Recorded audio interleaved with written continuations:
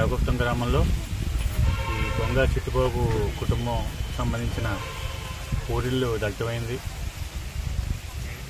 ఈ దురదృష్టకర సంఘటనలో సర్వం కోల్పోయిన కుటుంబాన్ని మరి ఈరోజు జిల్లా దివ్యాంగుల సంఘం గౌరవాధ్యక్షుడిగా నేను ఇక్కడికి రావడం జరిగింది. కారణం ఏంటంటే ఈ ఇంట్లో దురదృష్టవశాత్తు ఇద్దరు దివ్యాంగులు ఉన్నారు.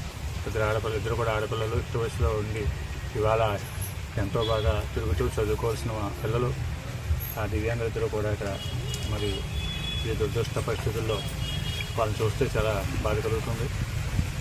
ఈ కుటుంబాన్ని మరి గ్రామ ప్రజలందరూ కూడా ఆదుకోవాలని, అలాగే ప్రభుత్వం నుంచి స్థానిక శాసనసభ్యులు కానీ, పార్లమెంట్ సభ్యులు కానీ, జిల్లా కలెక్టర్ గారు కానీ మరి ఈ కుటుంబాన్ని ఆదుకోవాలని దివ్యాంగుల సంఘం తరఫున నేను కోరుతున్నాను.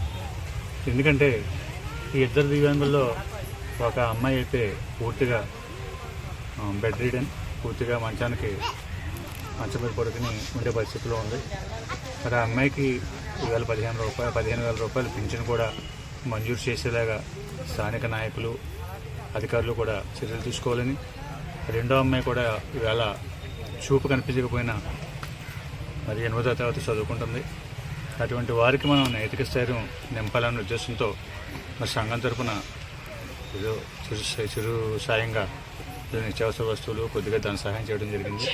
అలాగే గ్రామ ప్రజలు కూడా మరి ముందుకొచ్చి వీళ్ళని ఆదుకోవాలని, మరి స్థానికంగా ఉన్నటువంటి నాయకులు కూడా స్థానిక శాసనసభ్యులు కానీ, పార్లమెంట్ సభ్యులు కానీ, జిల్లా కలెక్టర్ గారు కానీ ఈ సమాచారం అందించి ఈ కుటుంబాన్ని ఆదుకోవాలని చెప్పి ఈ సందర్భంగా మీకు తెలియజేస్తూ, మరి మీ మీడియా ద్వారా కూడా ఇలాంటి దివ్యాంగ వ్యక్తులున్న ప్రాంతాల్లో జరుగుతున్నటువంటి నష్టాలని, అంటే ఎలాంటి అగ్ని ప్రమాదాలనే కాదు, అత్యాచారాలు కానీ, హత్యాయత్నాలు కానీ దివ్యాంగుల మీద జరుగుతున్నప్పుడు మరి సాధారణ వ్యక్తుల కన్నా మరి ఈ వ్యక్తులకి సంబంధించి ప్రత్యేక చట్టాలు ఉన్నాయి. ఆ చట్టాలు అమలు అయ్యేలాగా చర్యలు తీసుకోవడంలో మరి మీ మీడియా కూడా ప్రత్యేకించి పాత్ర వహించాలని, ఇప్పుడు ఇటువంటి విషయాలు మీరు సమాజం దృష్టిలో తీసుకొచ్చి మరి వారికి ఏదో నష్టం జరగకుండా సంఘంలో వాళ్ళు కూడా ఒక ప్రత్యేక వ్యక్తులుగా మనలాగా అందరితో కలిసి తిరిగేలాగా మీరు చూడాలని చెప్పి, మీకు కూడా బాధ్యత ఉందని చెప్పి మీడియా వారిని కోరుకుంటూ, ఇక్కడికి వచ్చిన మీ మీడియా సోదరులందరికీ కూడా హృదయపూర్వక నమస్కారాలు తెలియజేసుకుంటూ సెలవు తీసుకుంటున్నా. జై హింద్.